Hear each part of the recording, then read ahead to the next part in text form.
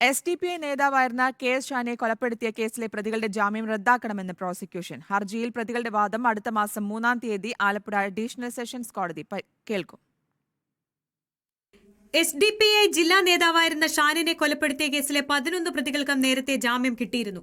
Case അന്വേഷിച്ച ആലപ്പുഴ ജില്ലാ crime branch 90 ദിവസത്തിനുള്ളിൽ കുറ്റപത്രം സമർപ്പിച്ചെങ്കിലും പ്രതികൾക്കെല്ലാം ജാമ്യം ലഭിക്കുകയായിരുന്നു. ജാമ്യം അനുവദിച്ചത് ചട്ടവിരുദ്ധമായാണെന്നാണ് പ്രോസിക്യൂഷന്റെ വാദം.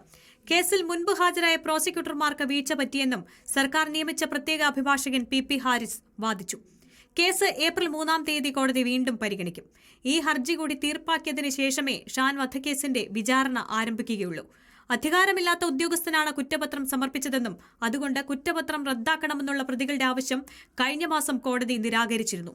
2021 ഡിസംബർ 18 രാത്രിയാണ് KS ഷാൻ കൊല്ലപ്പെട്ടത്. BJP RSS പ്രവർത്തകരായ 11 പേരാണ് കേസിലെ പ്രതികൾ. വയലാറിലെ RSS പ്രവർത്തകനായ നന്ദുവിനെ കൊന്നതിന്റെ പ്രതികാരമായിട്ടാണ് ഷാനിനെ കൊന്നതെന്നാണ് പോലീസ് കണ്ടെത്തൽ. ഷാന്റെ കൊലപാതകം കഴിഞ്ഞ മണിക്കൂറുകൾക്കുള്ളിൽ BJP നേതാവായ രഞ്ജിത്ത് ശ്രീനിവാസനും വധിക്കപ്പെട്ടു. ഇക്കേസിലെ മുഴുവൻ പ്രതികൾക്കും മാവേലിക്കര കോടതി വധശിക്ഷയ്ക്ക് വിധിച്ചിരുന്നു. വിധിക്കെതിരെ പ്രതികൾ ഹൈക്കോടതിയെ സമീപിച്ചിട്ടുണ്ട്. റിപ്പോർട്ടർ, ആലപ്പുഴ.